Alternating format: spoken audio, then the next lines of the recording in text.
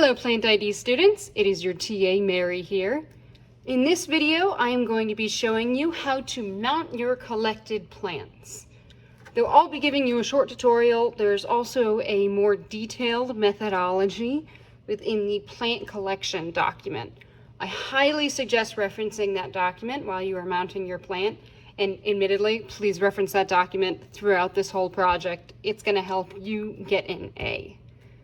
These plants might look familiar. They are ones that I collected at the beginning of the semester as demonstration on how to press plants. By now, they are quite flat and very dry, so they are ready to be mounted. To start off this process, get a piece of your herbarium paper and place a piece of cardboard underneath it. That's going to be helpful because we'll be stacking up our specimen as we go. Get a big tray or plate, something that you don't mind getting glue on, and then you will need your glue. Elmer's works great. Honestly, I think it's the standard. I'll be mounting 4 specimens today, one pretty large, so I'll need a non-insubstantial amount of glue. A brush helps if you want to just get this nice and distributed. And one of my specimens in particular is quite big, so I'll need to make sure that this is spread out. One of the best hints I can give here, make sure that you do not use too much glue. Use just enough that you can press your specimen down while not overloading it.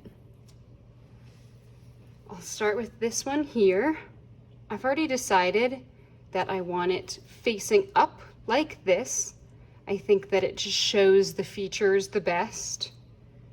And now I will put that in my thin bit of glue here, and I'm actually going to take a piece of wax paper, and what I like to do is just press that down.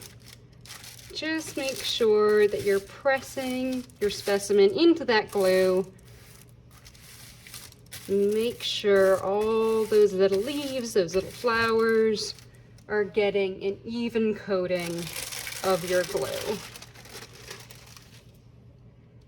Now, gently lift it up vertically so you don't cause too much smearing. And I'm going to position it on my piece of herbarium paper. I'm being very careful because once I put it down, I do not want to move it. And just drop it. Looks pretty good to me. And note that I've left space for where the label will eventually go. All right, that feels like it's got a good amount of glue on it. So now I have another sheet of wax paper. I will put that down over my specimen, and I'll grab another piece of wax paper. I said wax paper, I meant cardboard. And we'll just stack that down on top. So that's one individual down. I just repeat that process.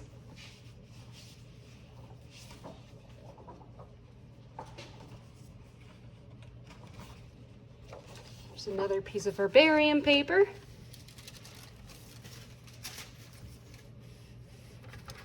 Just want to make sure my glue isn't drying out.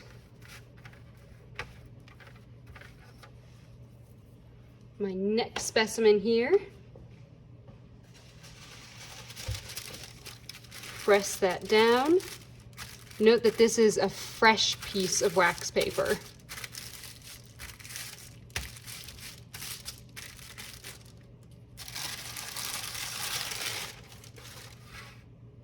Lift that up vertically.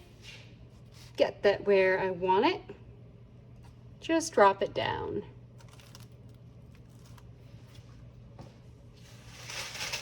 Another fresh piece of wax paper.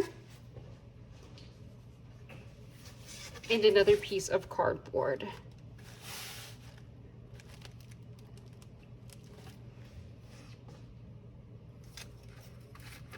Once again, Gotta make sure that my glue isn't drying out. That wax paper trick is good, but it does take away some of the glue, so I'm gonna add a little bit more.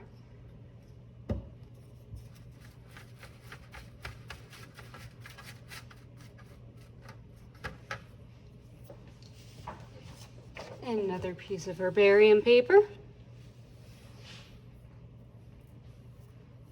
My next specimen.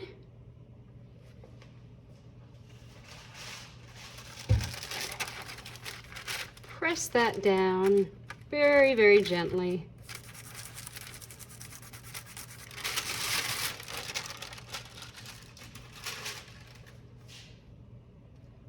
Lift it up gently. Place that down.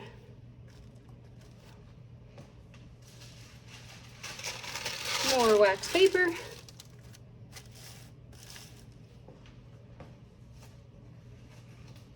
And more cardboard.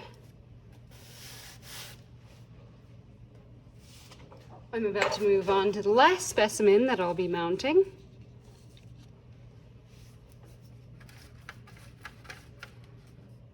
Looks like that last one got some leaf in my glue. You want to be careful not to get the wrong leaf in your specimen. So if you do have any leaves hanging around, probably best to brush those out of the way. And here is my last specimen. It is a very delicate little grass.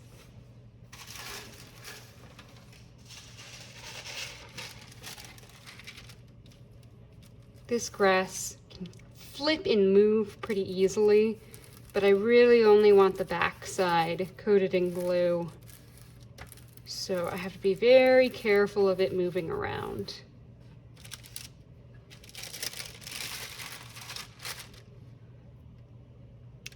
Gently pick that up and drop it down.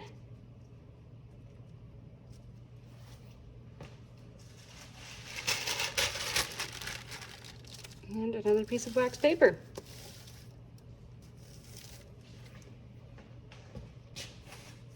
Now finally, I'm just going to put another piece of cardboard on there. Multiples if you got them. It helps distribute weight a little bit better. Place that gently down on top. And now I'd weight it with whatever you got. The lab has these literal weights, but use whatever you like. Textbooks, bottles of water, whatever you have. Spread those out evenly and let that dry.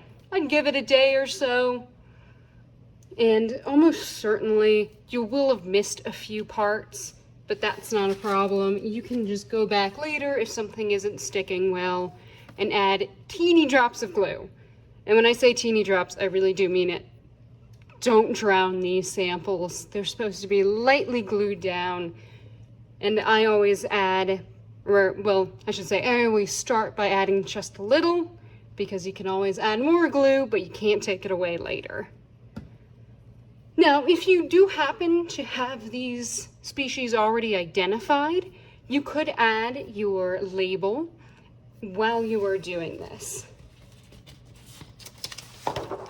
So, give me one moment here. Here's an example of, let's see, a rosacea here, mounted up very nicely. And as you can see in the lower right-hand corner is our label. When you attach this, don't drown it in glue, please. Just a few little dots on the corners and you'll be good to go. I would reference the plant collection document for this, but you'll just want to make sure that all the notes you took when you were initially collecting your plants are represented in this label. Look at those directions to make sure you're not missing anything important. And that should be all I have. If you need any help, if you have a disaster, let me know. I do have some extra materials here in the lab. So let's say you've you've misplaced your barium paper, you had a real meltdown, let me know. I can get you some replacements. Other than that, let me know if you have questions. I can give you some hints or some tricks if you feel like you're having a difficult time. In the meantime, enjoy your week, y'all.